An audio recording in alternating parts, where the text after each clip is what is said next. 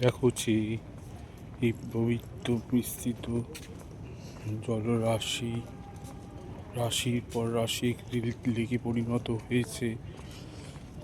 দিগন্ত বিস্তৃত জলরাশি পুরো লেক জুড়ে। যেহেতু বর্ষাকাল শেষ হয়নি এখনো, বৃষ্টি তো পড়েই যাচ্ছে অনবরত, কোনো না কোনো দিন একদিন ছাড়া ছাড়া। তা আজকে রৌদ্র গরজ্জ্বল ওয়েদার, বাইরে বেরিয়েছি, রবিবার ছুটি অফিস, সেখান থেকে বেরিয়ে এসেছি একটা পার্কে। আপনারা জিজ্ঞেস করে বলুন সেই পার্কটার নাম কি। সুন্দর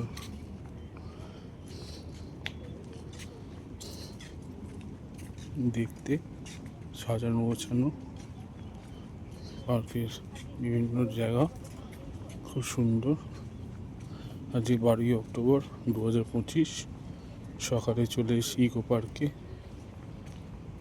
ইকো পার্কের সৌন্দর্যের মধ্যে একটা সবুজায়ন থাকলেও কম, আগেরটাতে সবুজায়ন বেশি ছিল, কিন্তু এতে সৌন্দর্যটা আছে।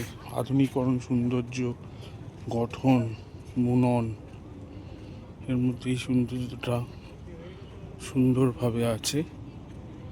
সুন্দর এই ইকো পার্ক। প্রথমে ঢুকি এই জায়গাকারই ছবি তুলছি, মনোরম লাগছে।